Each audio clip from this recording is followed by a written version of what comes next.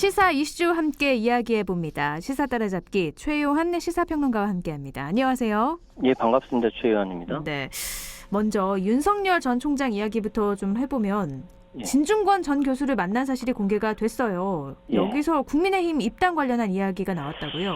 근데 이렇게 이제 진중권 전 교수가 네. 뭐 라디오에 나와서 나 사실 윤석열 전 총장 만났다. 네.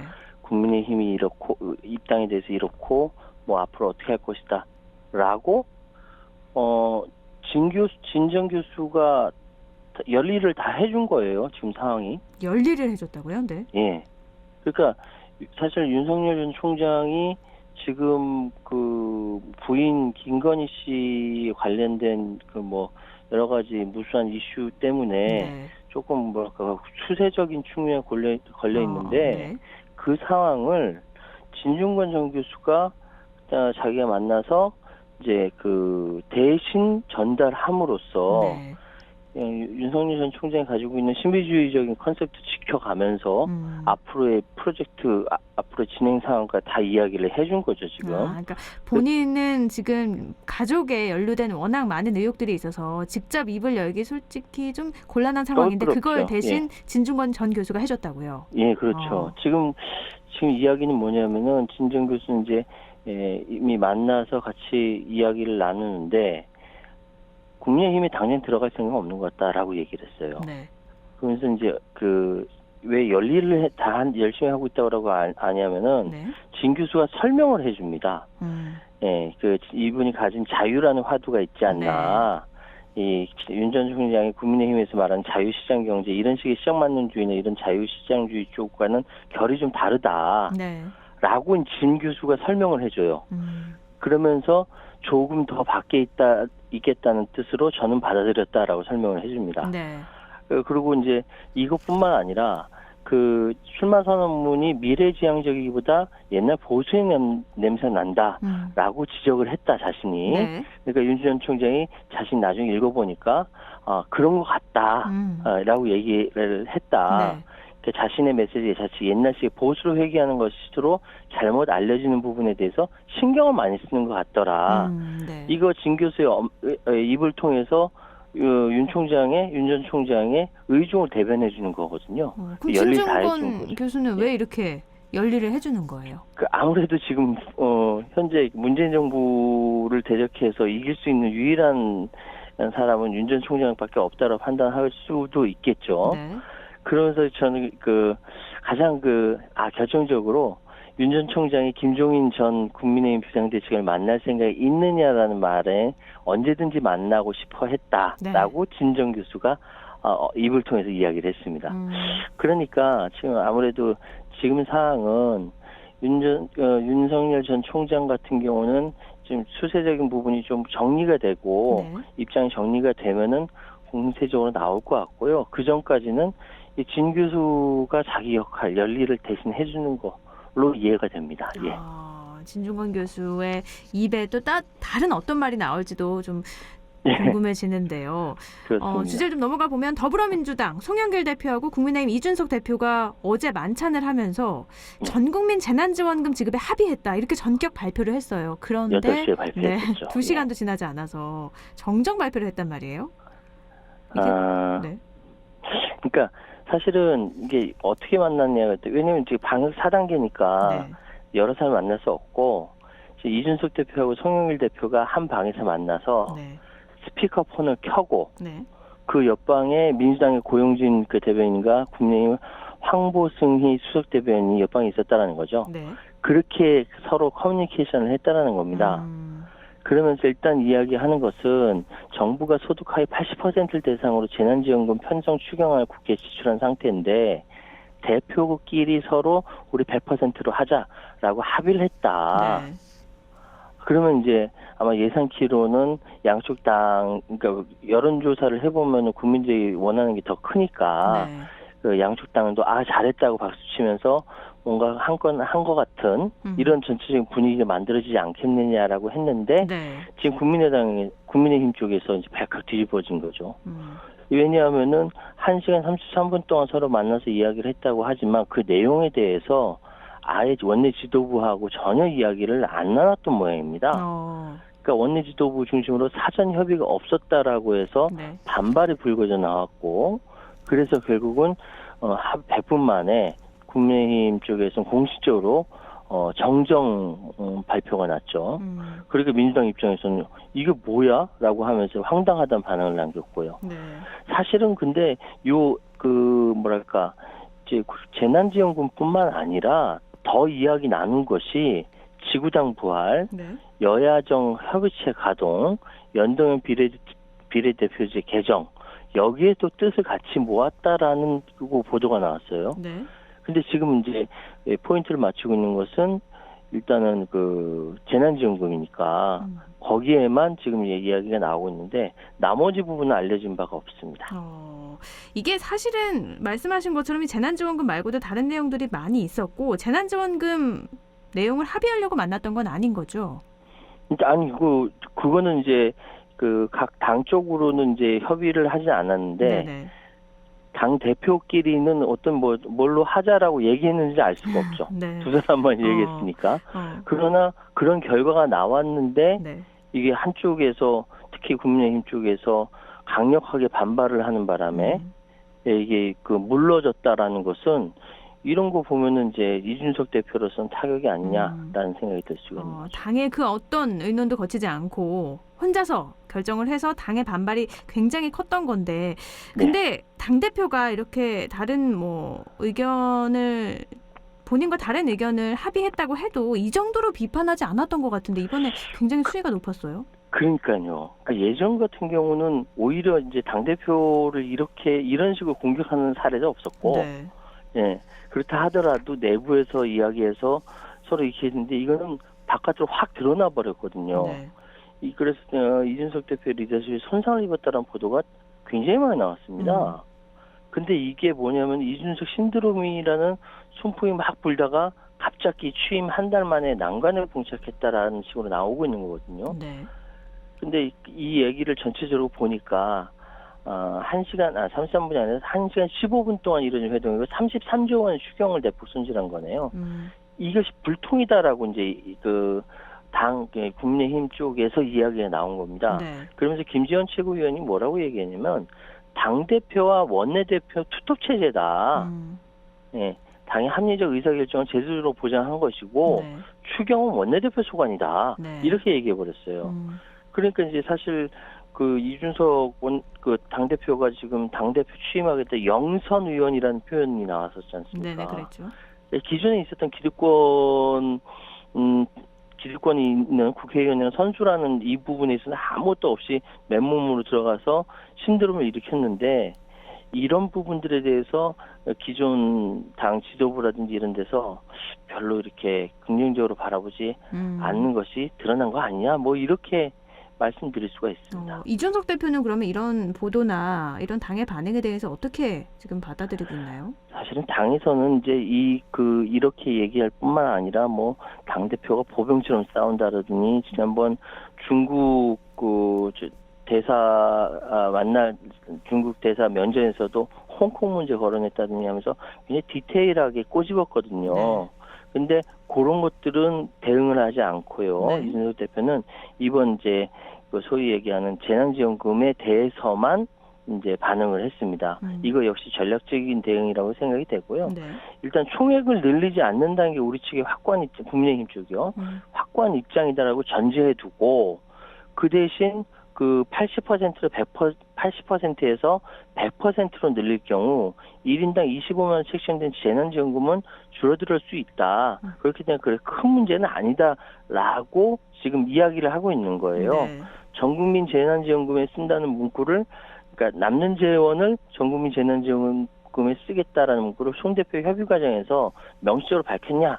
이 질문에는 그런 답변도 하지 않고 일단은 지금 상황에서는 송홍길 대표하고 자기하고 얘기했던 고민이 네. 제대로 전달을 되지 않았다라고 이렇게 표현을 했거든요. 네네. 근데 아무리 생각해도 이 부분이 1시간 15분 동안 서로 머리 맞대고 이 재원 조달, 재난지원금 조달을 재난지원금 어떻게 할 것이냐를 합의를 해서 발표까지 했고 더군다나 이것이 민주당 쪽에서 발표한 게 아니라 국민의힘 황보숭이 수석 대변인을 통해서 발표했어요. 네네. 그래서 기자들이 되는구나라고 생각했던 것이고요. 그러니까 스피커폰으로 전달받은 대변인들이 얘기를 한 거니까. 네. 그렇죠. 네. 사실은 뭐 같이 이야기한 거니까요. 네. 근데 그렇게 해서 발표가 된 것인데 이거를 의도를 제대로 못 받아들였다라고 얘기를 하니까 송 대표 입장에서는 좀 황당하기도 하고 네. 이 이준석 대표 이해도 가기도 하고 그런 거 아니겠습니까? 상황이 지금 전격적으로 당내에서 공격을 받은 거라고 해석이 이렇게밖에 해석이 안 되거든요. 그렇기 때문에 뭐 여러 가지 이야기는 있습니다만 어쨌든 이준석 대표는 당내 원내 지도가 사전도 의논 없이 전국민 재난지원금을 합의했던 거에 대한 반발에 네. 이제 한 발자국 내지 두 발자국 정도는 물러난 것 같고요. 그래서 지금부터 리더십이 검증대 올랐다. 뭐 이런 분석도 나오고 있는 상황입니다. 네. 여당에도 불똥이 튀었다는 말은 그럼 무슨 말이에요? 여당도 네. 사실은 이렇게 하면 다 좋아할 줄 알았는데 네. 그렇지 않다라는 거죠. 그러니까 이재명, 추미애, 김두관 세 후보는 송영길 대표 잘했다라고 환영을 했는가 하면 네. 이낙연, 정세균, 박용진 후보 같은 경우는 엉뚱한 합의다라고 비판을 했다는 거죠. 근데 비판의 수위가 네. 사실 국민의힘이 이준석 대표에 대해서 비판하는 수위보다 훨씬 더 낮았어요. 그렇기 때문에 사실상 그리고 이제 이번에 전국민 재난지원금에 대한 찬성과 반대 입장은 이미 이전에 예비 경선 과정에서 이미 드러났고 서로 간의 입장 차이가 다 나와 있는 상황이기 때문에 네. 이 완충지대가 있었던 것이죠. 근데 더불어민주당도 마찬가지로 불똥이 튄 건 마찬가지고 이거는 이 재난지원 관련돼서는 아마 이번 본경선 더 나아가선 대통령 선거의 아젠다까지 연결되지 않겠냐라는 조심스러운 관측을 할 수가 있겠습니다. 참 재난지원금 지급이 계속 될 때마다 갈등은 계속 있는 것 같아요. 이번에 또 그렇죠. 국회 기획재정위원회에서 전국민 재난지원금 지급을 놓고 얘기를 했는데 역시 홍남기 부총리는 반대 입장인 거죠. 그렇죠. 근데 이 부분이 굉장히 센 발언들이 나와서 네.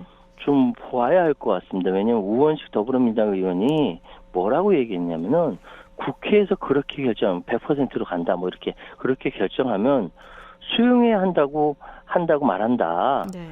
길을 내는 것은 정치가 내는 것이고 정부는 국회가 낸 길을 따라가는 것이다. 정부가 반대해서 국회가 결정을 못할 정도로 하면 안 된다라고 콕 집어서 아예 그 홍남기 부총리한테 압박을 했거든요. 네. 근데 이 정도까지 얘기했는데 홍 부총리는 뭐라고 얘기했냐면 취지는 잘 새겨듣겠지만 네.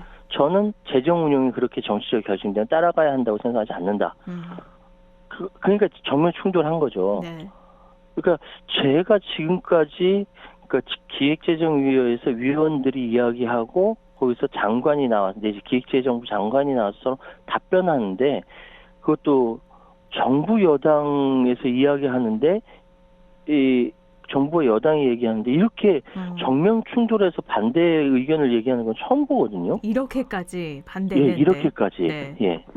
그러니까 홍 부총리 이야기도 이해는 갑니다. 왜냐하면 소득 1분위는 지난해 근로소득이 20% 감소했지만 그러니까 소득 하위 20%요. 네. 소득 상위 20% 계층은 소득 감소가 없었다. 근데 그 소득 상위 20%가 포함해서 돈을 줘야 되느냐라는 이야기를 우회하지도 않고 네.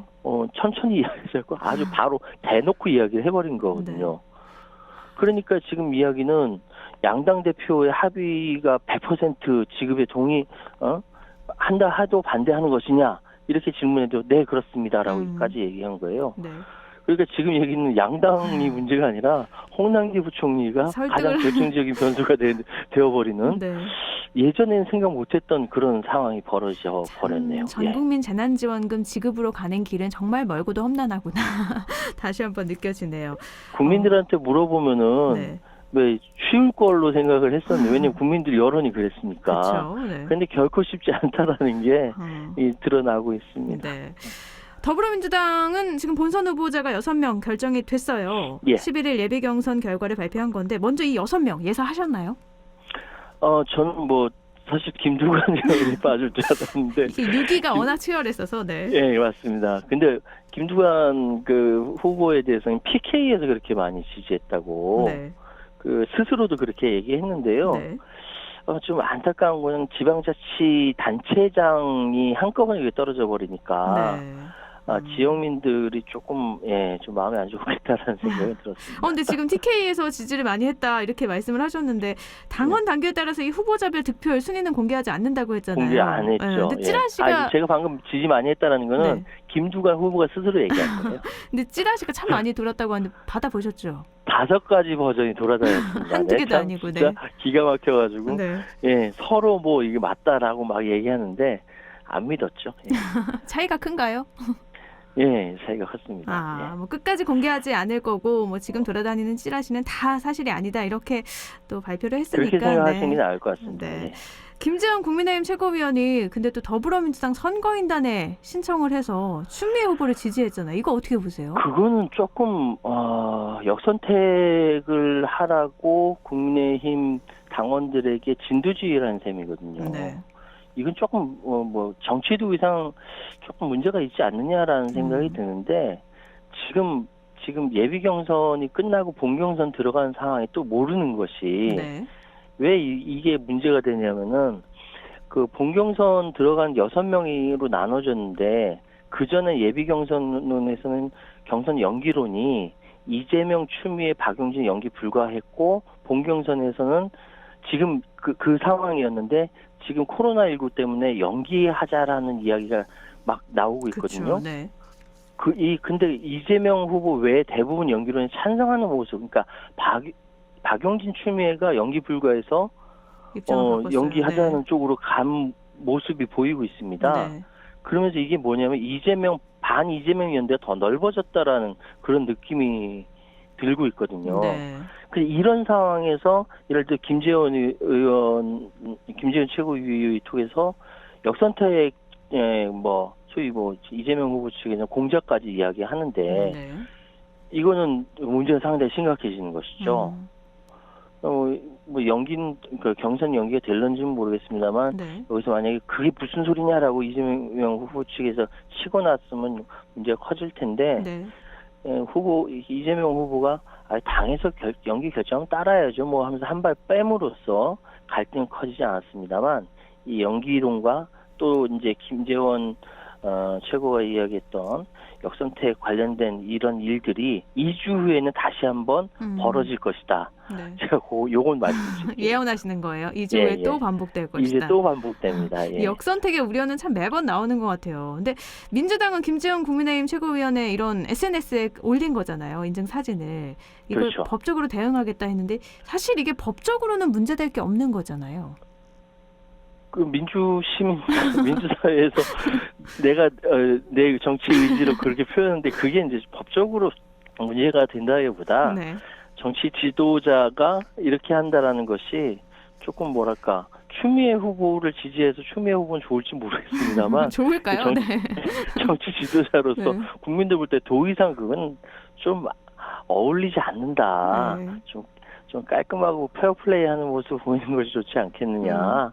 뭐 그런 생각을 하는 거죠. 아니 근데 김재원 국민의힘 최고위원은 이런 반응일 거 당연히 다 알았을 거고 국민들도 어떻게 받아들일지도 예상이 가능한 건데 왜 이렇게 했을까요? 이재명 후보를 막기 위해서 그런 거죠. 뭔가 이거는 목적을 위해서는 방법은 이럴 때 이야기할 수 있는 게 빼박이고요. 네. 빼박이라 표현하고요.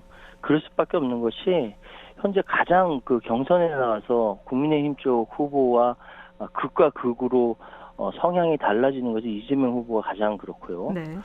그렇게 되면은 지금 국민의힘 쪽에서 원하고 있는 윤석열 후보라든지 윤석열 전 총장이라든지 최재형 전 감사원장이 입당 안 할 가능성이 있습니다. 힘을 발휘하지 못했을 경우. 그렇게 된다면은 제3지대에 있는 만약에 윤석열 최재형 후보 단일화가 된다라고 제3지대가 올라오고 당은 그야말로 분해가 되는 상황이 될 수도 있기 때문에 이 부분은 이재명 후보를 뭐랄까 이렇게 견제하기 위해서 욕먹을 거 뻔히 알면서 이렇게 하는 거죠.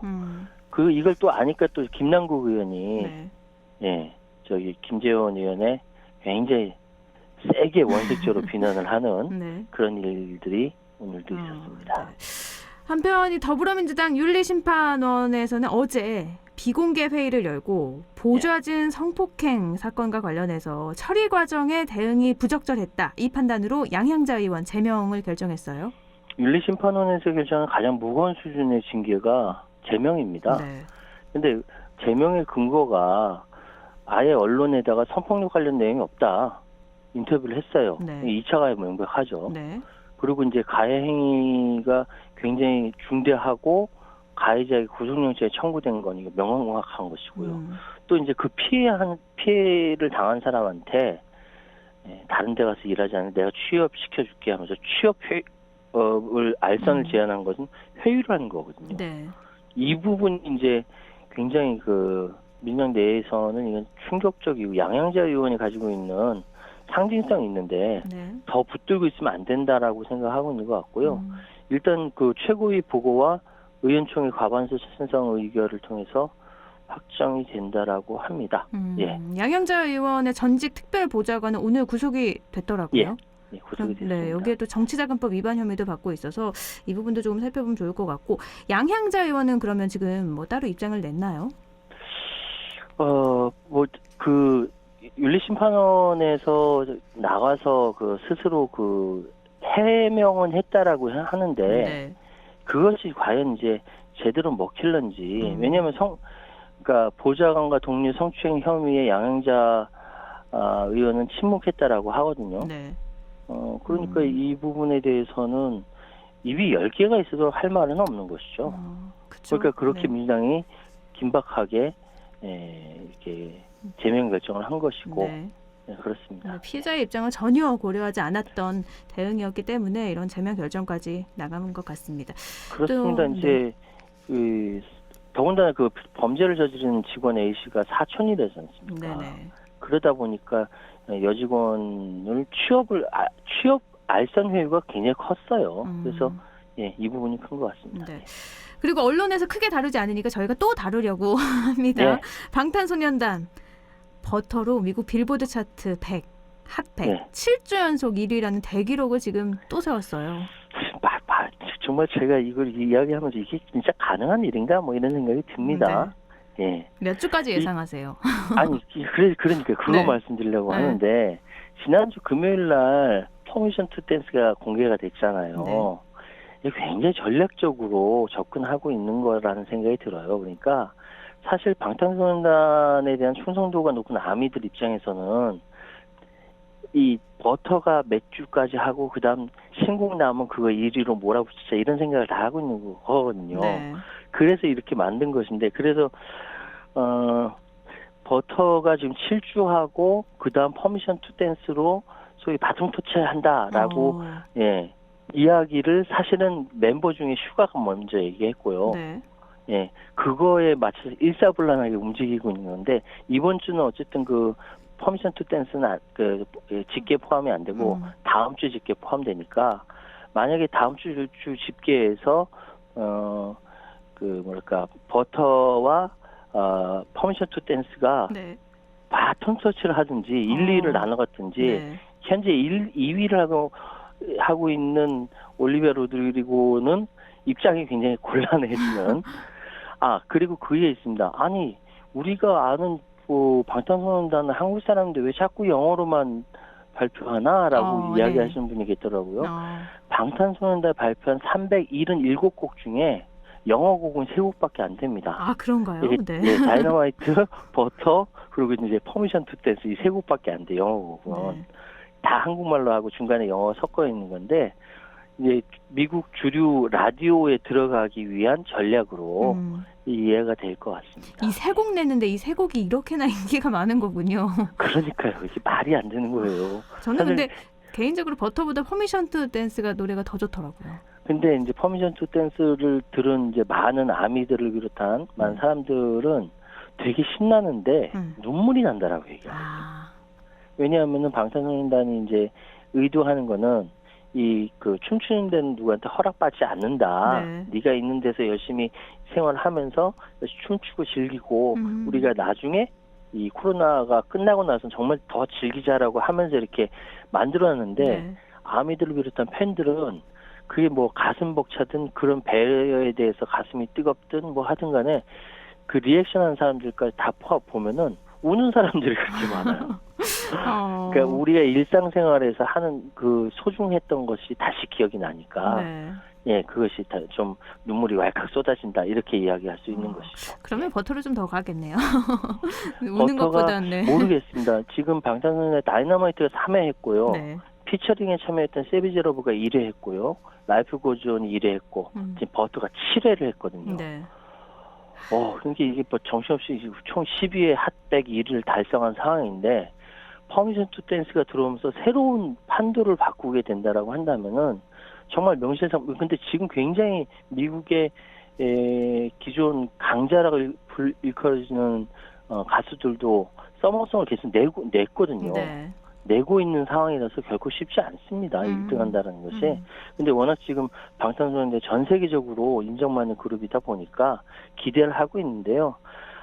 1등 안 해도 빌보드에 올라간다는 이 자체만으로도 그쵸. 굉장히 영광인데 네. 제가 근데 이렇게 얘기하면 안 돼서 1등 했으면 좋겠습니다. 이미 뭐 대기록을 세운 거니까 앞으로 그렇죠. 예. 네, 또 올라가면 또 다른 대기록이 하나 더 추가되는 거고 맞습니다. 그렇게 되길 바라는 마음인 거죠. 네, 맞습니다. 오늘 여기까지 말씀 나누죠. 고맙습니다. 네, 고맙습니다. 네.